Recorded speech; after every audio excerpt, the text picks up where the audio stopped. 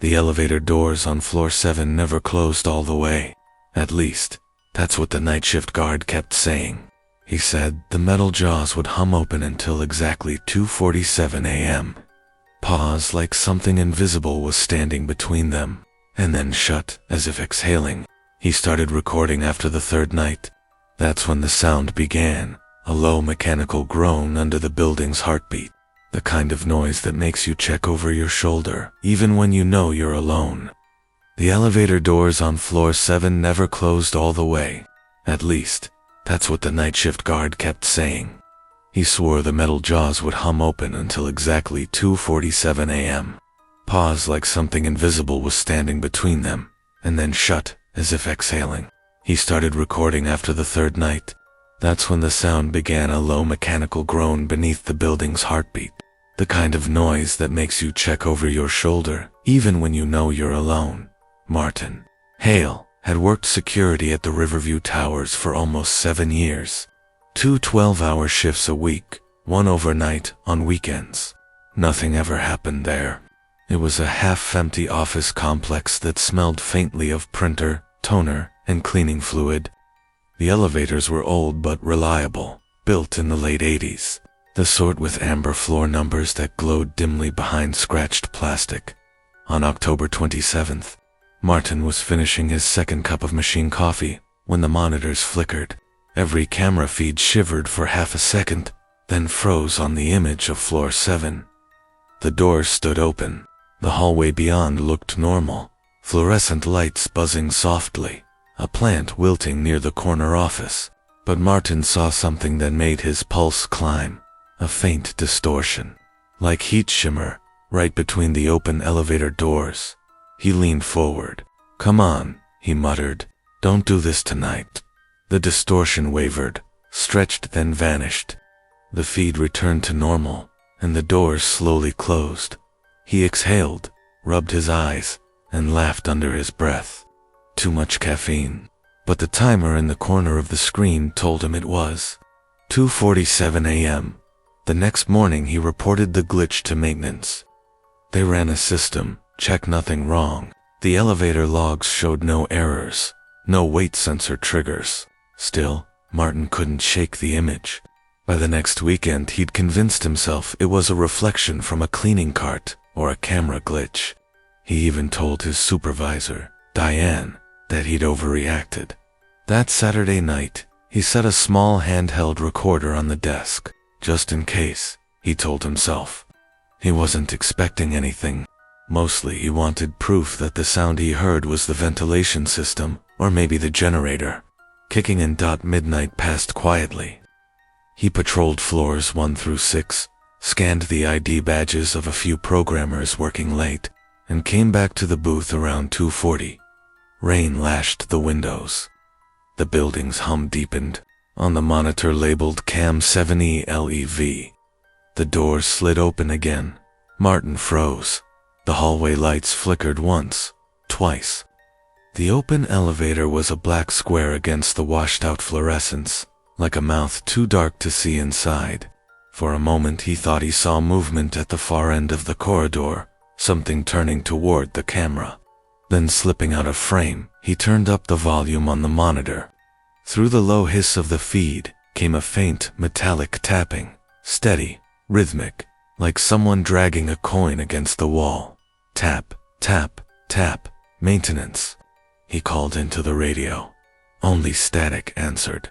Martin's reflection in the glass looked pale, distorted by the monitor's glow. He told himself to stop staring, to check the floor in person, but his legs felt heavy. Then the doors began to close slowly, unevenly until they met with a soft click. Silence. He switched to the hallway camera. Empty. Martin laughed again. The sound too thin. See? Faulty sensor. But when he replayed the footage a few seconds later, the timestamp jumped from 2 hours 46 minutes and 59 seconds to 2 hours 48 minutes and 0 seconds. 1 full minute missing. The next day he returned early, still thinking about the gap. Diane was on the morning shift. She raised an eyebrow when she saw him reviewing the tapes. "You're really losing it over that elevator, huh?" He smiled weakly. Just making sure our ghosts sign in and out." She chuckled and left him with a new thermos of coffee. When she was gone, he whispered, "If you're in there, maybe try saying hello on camera tonight." He hadn't meant it seriously, but that night, at 2:47, the elevator doors opened again, this time on 3 different floors at once. Martin replayed the feeds over and over, watching 3 different elevators stop in perfect sync. On the first monitor, the doors on floor 3 gaped open onto an empty lobby. On floor 5, the same thing. On floor 7, again that faint shimmer of air, like heat over asphalt.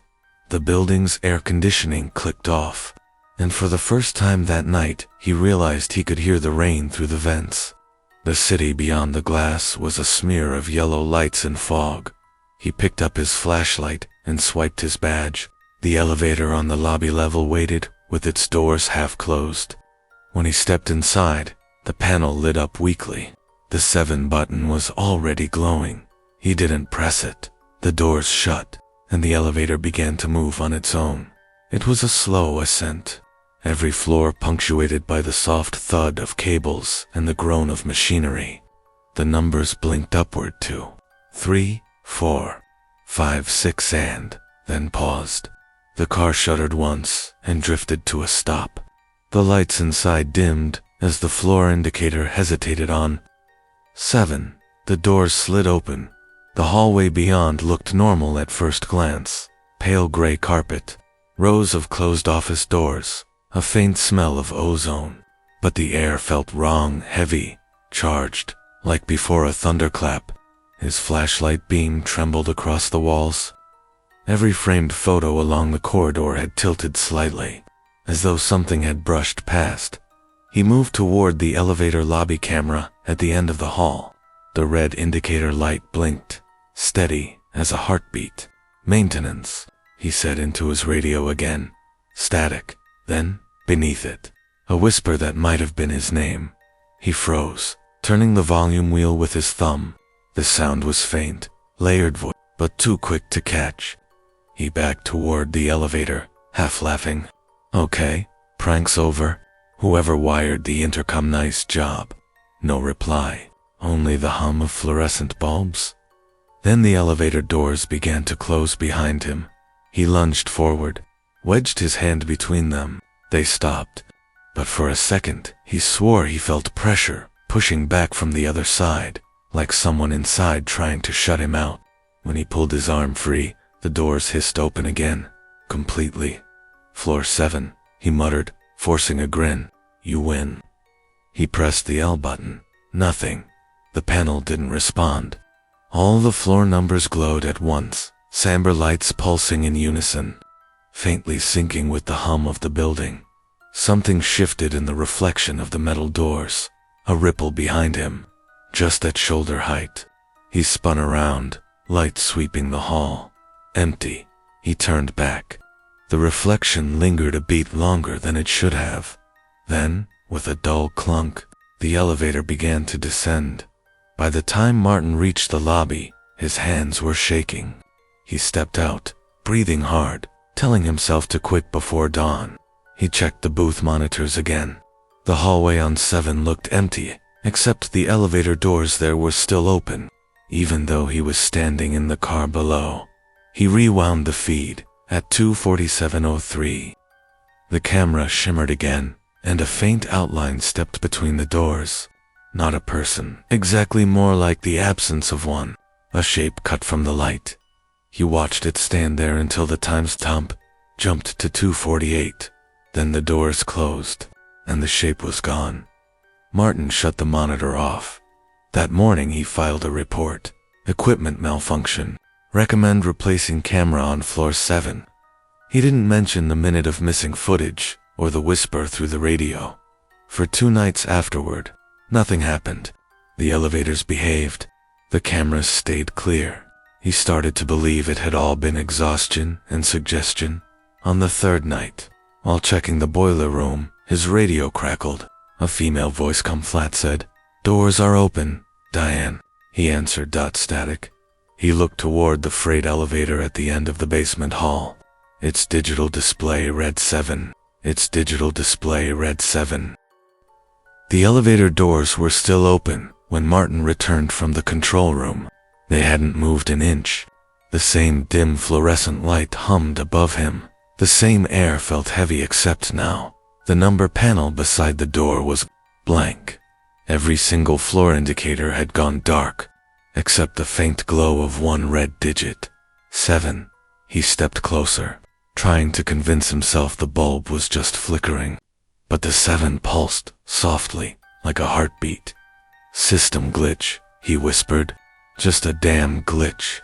But as he reached to press the button, the elevator sighed. An exhale of stale air rolled from inside, carrying the faint scent of burnt plastic and wet concrete. Martin froze. For the first time, he noticed something strange on the floor. A trail of wet footprints leading into the elevator, stopping dead at the center. No prints going out. He turned his flashlight on. The beam flickered twice before stabilizing. There was nothing there, just the reflection of himself in the dull metal walls.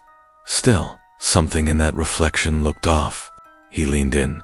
His reflection was a split second, slower than him blinking after he blinked, breathing after he breathed. Then, without warning, the reflection smiled. Martin stumbled back. The flashlight clattered to the tiles, rolling toward the elevator doors, and as he reached for it, the lights in the entire corridor went out. Only the elevator stayed lit.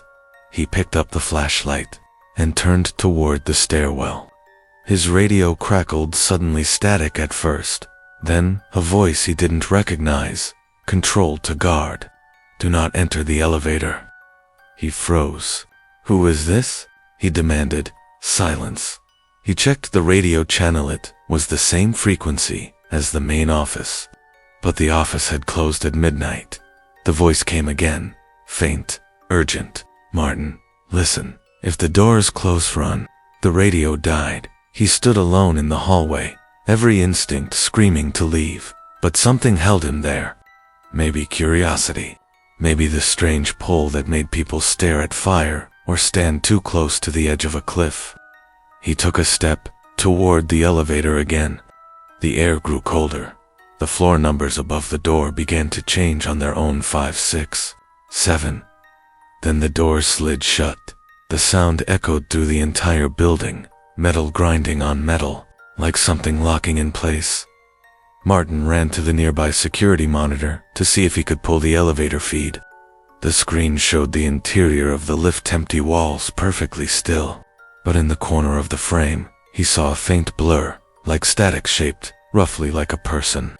It wasn't moving. It was standing.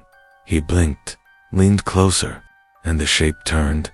For a split second, the feed distorted, black lines tearing through the image, and then Martin saw himself on the screen, standing inside the elevator. Same uniform, same flashlight, same wide eyes, staring at the camera. He spun around. The hallway was empty. The elevator doors opened again, slowly, invitingly, revealing a perfectly lit interior. The mirror inside now showed him clearly. No delay, no smile, just him. He stared at it for a long time. Something whispered from inside, soft and low, like words sliding through static. "Come back to 7. He took a step closer, every nerve in his body tense. Then ding, the sound made him flinch. The display above the door blinked. 777777, until the digits melted into a red blur. He backed away, but the floor beneath him shuddered, as if the whole shaft was breathing. From somewhere deep below, he heard the grinding of metal and the rush of air being pulled downward. The building felt alive. He dropped the flashlight, bolted for the stairs, and nearly tripped as the emergency lights flickered on and off in rhythmic pulses, like the heartbeat of the same red 7 dot at the landing between floors. The hum of the elevator followed him. Every time he stopped, it stopped. When he ran, it moved. He could hear it ascending, now floor 3, 4, 5, each chime louder than the last. He pushed through the stairwell door to floor 6. The corridor here was pitch black except for the faint exit sign at the far end. He sprinted toward it, but before he could reach the door, the elevator dinged again. Floor 6. He turned. The elevator at the far end of the hallway opened. Inside, faint red light spilled across the floor, and for a fraction of a second, he thought he saw someone standing there, a silhouette, head tilted slightly as if waiting. Then the figure stepped forward. Martin ran. His footsteps thundered down the hall, echoing against the walls that seemed to close in with every stride. He slammed into the emergency door and stumbled into the stairwell, gasping for breath. He didn't look back until he reached the ground floor. When he finally did, the door above him creaked open on its own. Silence. Then the elevator dinged. Again, floor G. He turned slowly toward the lobby. The doors were open. The elevator was empty. His reflection waited inside, smiling again, and the radio, still clipped to his belt, crackled one last time. You shouldn't have left the door open. The lights went out. 3 days after Martin's disappearance, the building reopened, not because anyone found him, but because the owners couldn't afford to keep it closed. The official story was equipment malfunction. The staff whispered a different one. They said the elevator wouldn't stop opening on its own, always to floor 7, even when nobody pressed the button. A replacement guard, Eli Torres, was assigned to the night shift. He'd heard the stories but laughed them off. People see shadows and lose their minds, he said during orientation, but deep down, he was uneasy. The footage from Martin's final night had been erased. Every file after 2:43 a.m. was corrupted. The tech guys said it looked like the cameras had recorded something they shouldn't have. By midnight, Eli was alone in the lobby. The lights hummed faintly. The air felt too still. He poured himself a coffee, turned on the monitors, and noticed something immediately. Camera 7, the one pointed at the elevator, was static, just snow, crackling softly. He tapped the keyboard. The image flickered, and for half a second, he swore he saw someone standing inside the elevator, but when the picture stabilized, it was empty. He frowned, reached for his radio. Control, this is Torres. Do we have maintenance running tonight? Silence. He waited. The static hissed louder. Then, through the noise, came a faint voice, a whisper. Don't let it close. Eli froze. The voice wasn't from the radio. It came from the monitor. He turned up the volume. The hiss grew into a distorted hum, and through it, he heard the unmistakable sound of breathing. Then ding. He turned toward the real elevator. The doors were open. Not tonight, he muttered. I'm not doing this. He grabbed his flashlight, approached slowly. Inside, the walls reflected the lobby light in warped shapes. The air smelled faintly metallic. The floor display above the door glowed red. 7. He pressed the ground floor button, just to check. It didn't light up. None of the buttons did. The whole panel was dead. Then, behind him, the radio crackled again, this time clearly. Control to guard Torres.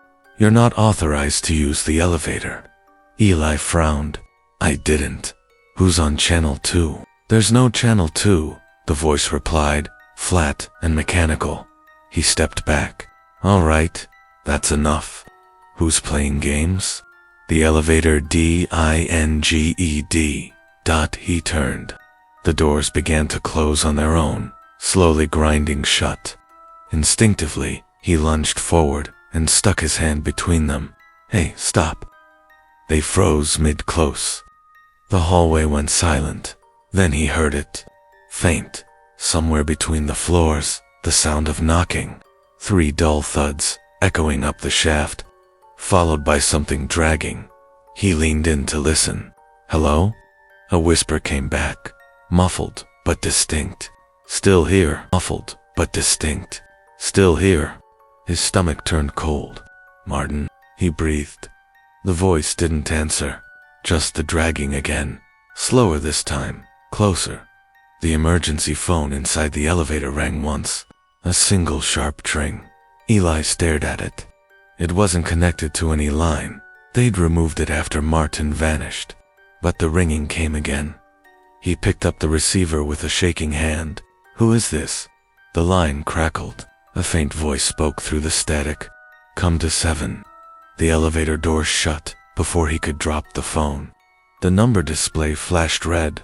1, 2, 3. Climbing upward, smooth and steady.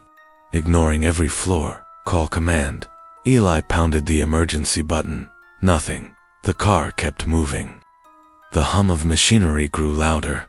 At floor 7, it stopped. The lights inside flickered.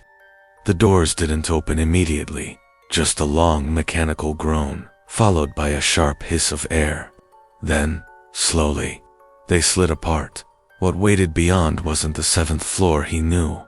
The hallway was bathed in dim red light, like it was underwater. The walls looked swollen, pulsing faintly, as if alive. Wet footprints led down the corridor, vanishing into shadow. The exit sign flickered between exit and EXI-7. He stepped out. Every sound in the building seemed to vanish behind him. Even his footsteps were muffled, like walking on flesh instead of tile. The air was thick, heavy with the smell of rot. Then he saw movement ahead. A figure back turned, wearing a torn security jacket. Eli whispered, "Martin." The figure didn't respond. It was standing perfectly still, facing the wall, as if listening to something inside it. Eli took one cautious step forward.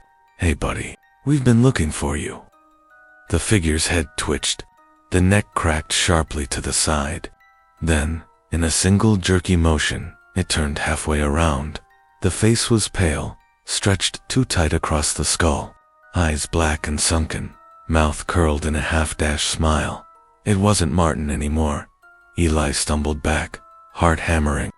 The thing moved toward him, not fast, but steady, every step accompanied by the faint metallic echo of chains dragging. He turned and ran for the elevator. The doors were still open, but the interior looked different now, darker, as if the light inside had been swallowed by shadow. He dove inside and slammed the G button. The panel sparked, hissed, and then went dead. The doors began to close, inch by inch, slower than ever. Through the narrowing gap, he saw the figure stop at the threshold. It tilted its head again and whispered, "It never closes." The doors slammed shut. Eli collapsed against the back wall, gasping. The elevator began moving down, fast, faster than any normal descent. The air pressure changed. His ears popped. He looked at the panel. It wasn't showing floor numbers anymore, just a single red line sliding endlessly downward. Then it stopped. The doors opened. The space beyond was black.